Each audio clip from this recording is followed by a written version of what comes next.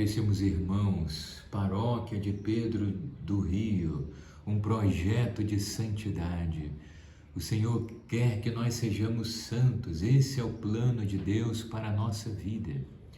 Hoje, nesse nosso encontro, nós vamos pegar o quinto elemento que o documento de Aparecida nos traz. Qual é esse elemento? É um dos 5 elementos da formação do discípulo missionário de Jesus Cristo. Essa é a palavra do documento de Aparecida. Lá no documento de Aparecida, número 278, na letra E, vai dizer que nós precisamos dar o passo da missão. Encontro pessoal com Jesus, depois começa uma vida de conversão e transformação de vida, o discipulado como amadurecimento no caminho do Senhor, nas diversas dimensões, depois vida em comunhão, vida de comunidade. E agora, o quinto elemento, a missão. Diz o documento de Aparecida, o discípulo, à medida que conhece e ama o seu Senhor, experimenta a necessidade de compartilhar com outros a sua alegria. Olha só, experimenta a necessidade de compartilhar com outros a sua alegria. Que alegria é essa? A alegria de encontrar Jesus. Mas diz o documento também, a alegria de ser enviado, de ir ao mundo para anunciar Jesus. A alegria de construir o reino de Deus. A missão é inseparável do discipulado, o qual não deve ser entendido como etapa posterior à formação. A missão é inseparável do discipulado. Aquele que vive a alegria de encontrar Jesus vai perceber que Jesus é essencial para a sua vida. Jesus é o grande motivo da sua vida. Jesus é a grande alegria da sua vida.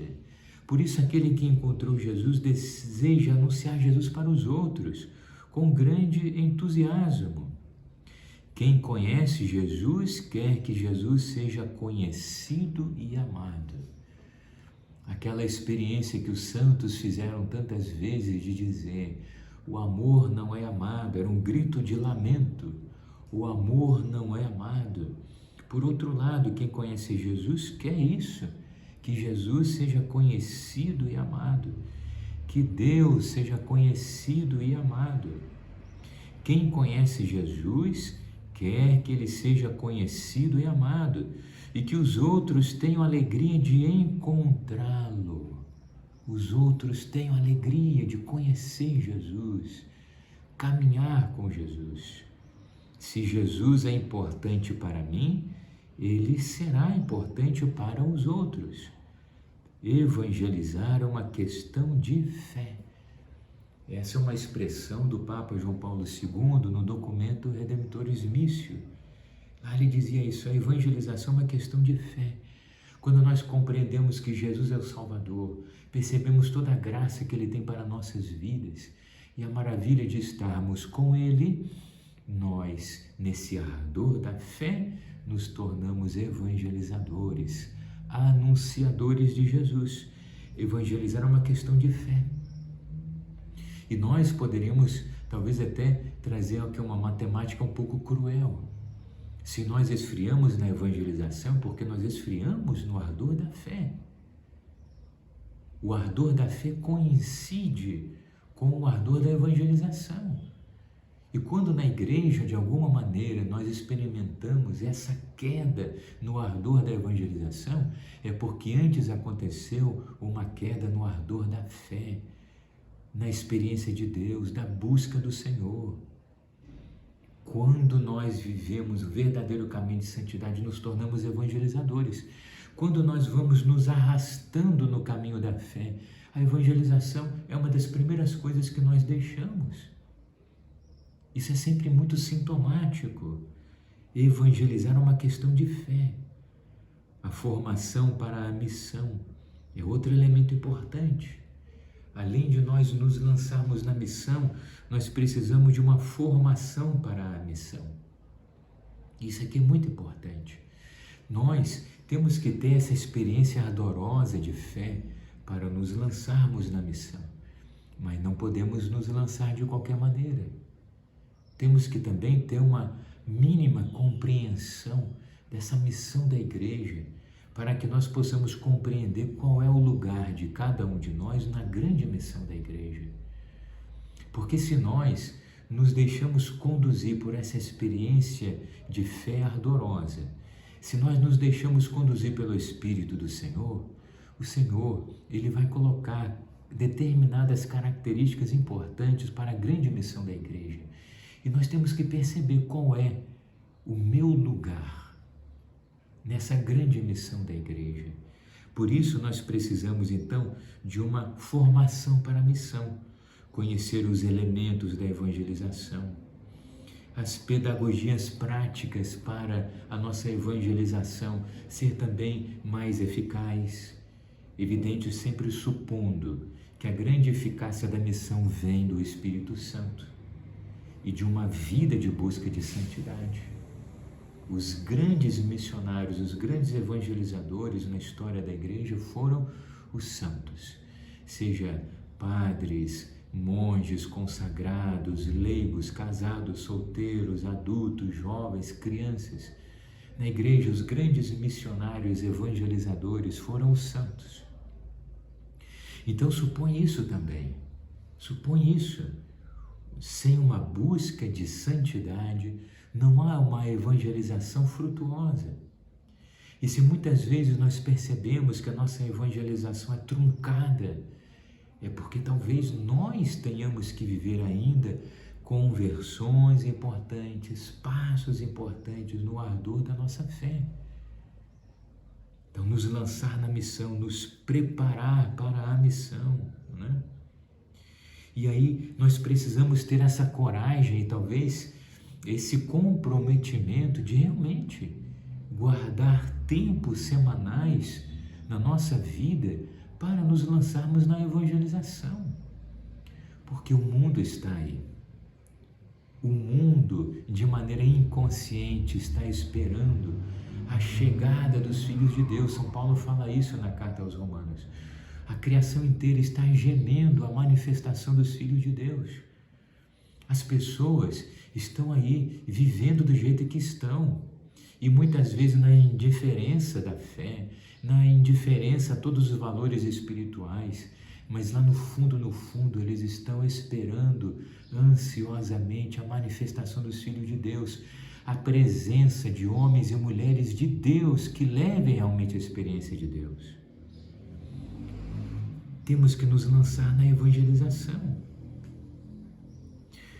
Lá no Evangelho de São Mateus, no capítulo 28, versículo 19, nós até já chegamos a ver isso também em outro encontro. Lá Jesus ele está enviando sua igreja em missão. Mateus 28, versículo 19. Ide, ensinai todas as nações, batizando-as em nome do Pai, do Filho e do Espírito Santo. Precisamos nos lançar na evangelização, porque é o Senhor mesmo que envia a sua igreja, toda a sua igreja. Ide, fazer discípulos, né? Mas depois lá também, em Marcos, capítulo 16, versículo 15, nós também chegamos a citar isso em outro encontro nosso. Jesus ele vai dizer: ide por todo o mundo, pregai o evangelho a toda criatura, quem crer e for batizado será salvo. Jesus envia a sua igreja para anunciar e ensinar. Precisamos ser colaboradores nisso.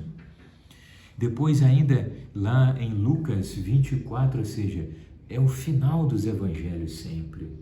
A conclusão dos evangelhos sempre traz isso, esse envio de Jesus.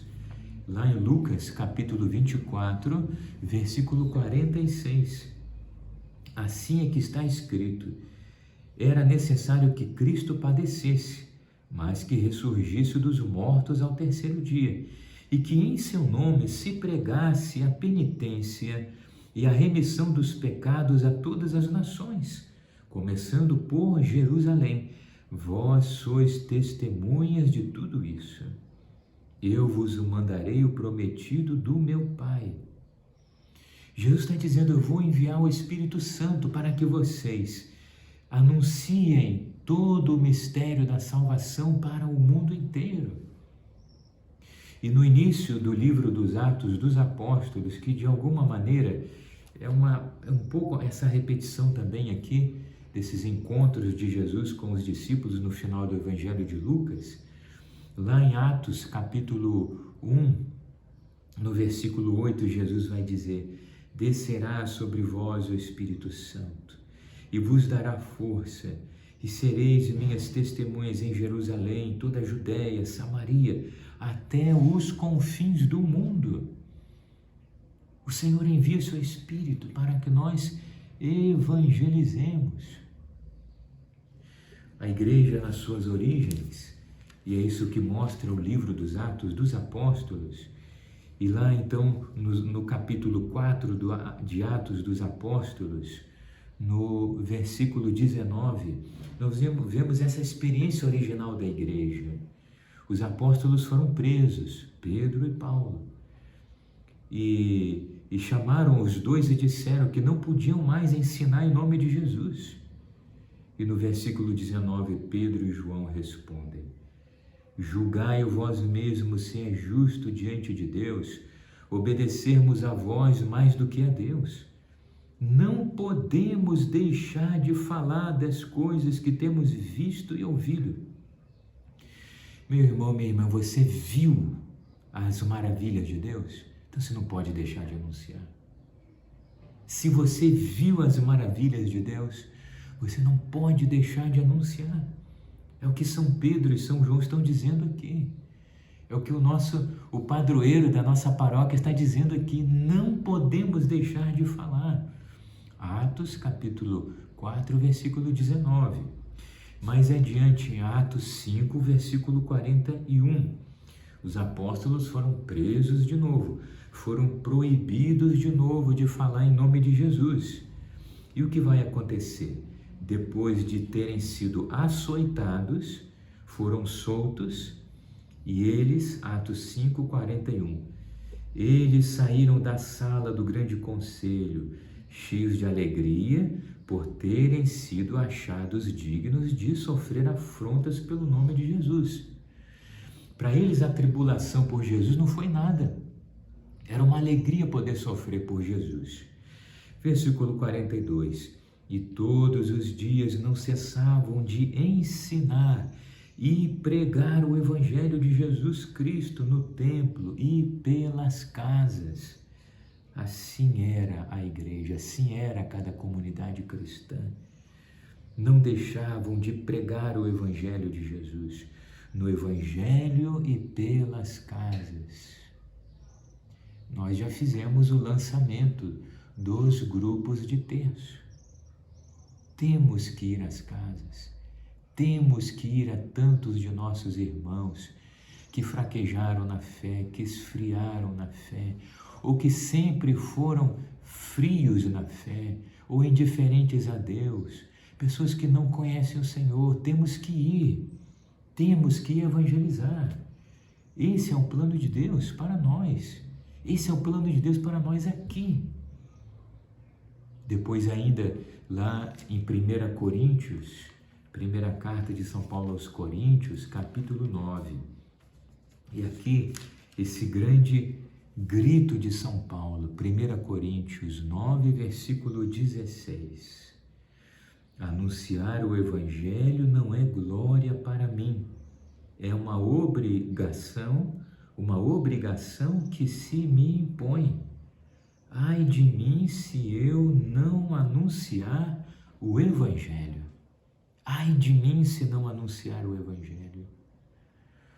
O Papa Paulo VI, no documento Evangelii Enunciandi, lá do início da década, meados da década de 70, um documento sobre a evangelização, uma exortação pós-sinodal sobre a evangelização na igreja. E ele dizia: a igreja existe para evangelizar. Eu existo para evangelizar. Você existe para evangelizar. Nós existimos, Paróquia de Pedro do Rio, existimos para evangelizar, para levarmos a experiência de Deus às pessoas que não conhecem o Senhor. Ai de mim se eu não evangelizar. Não podemos deixar de falar das coisas que nós vimos e ouvimos. E uma comunidade que tenha coragem de ser evangelizadora, e uma comunidade que se prepara para ser acolhedora. Por isso a reflexão do nosso encontro anterior, quando nós aprendemos a acolher uns aos outros, nós podemos ser uma comunidade evangelizadora e acolhedora. Quando temos a coragem de dar esse passo, o Senhor nos dá muitas graças. E um verdadeiro Pentecostes de Deus se faz presente no meio de nós. Meus irmãos, muitas graças não são dadas, muitas maravilhas não acontecem porque nós não damos o passo. Ai de mim se não evangelizar. Queremos pedir, Senhor, concede-nos as luzes do Espírito Santo, para que nós possamos estar convencidos de que o Senhor enxerga em cada um de nós um grande anunciador do Evangelho, um grande evangelizador. Dá-nos, Senhor, as luzes do Espírito Santo para que nós possamos compreender na nossa paróquia os caminhos da evangelização, esses caminhos de anúncio, testemunho, esses caminhos também para ensinar os nossos irmãos a viver a santidade. Senhor, concede-nos o fogo do Espírito Santo, para que o nosso coração queime de ardor, de amor, e nós queiramos com coragem, entusiasmo e confiança no Senhor anunciar o Evangelho. Realiza, Senhor, no meio de nós, nessa paróquia de São Pedro, de Pedro do Rio, um verdadeiro Pentecostes de santidade, um verdadeiro Pentecostes de comunhão e edificação fraterna, um verdadeiro Pentecostes de anúncio, de testemunho, de ensino do Evangelho do Senhor para os nossos irmãos, para a salvação de todos e para a glória do Senhor. Nossa Senhora de Pentecostes, intercedei por nós. Nossa Senhora, esposa do Espírito Santo, ensina-nos o caminho da evangelização. Nossa Senhora, estrela da evangelização, põe em nós o ardor pelo anúncio do Evangelho do seu Filho Jesus. Amém.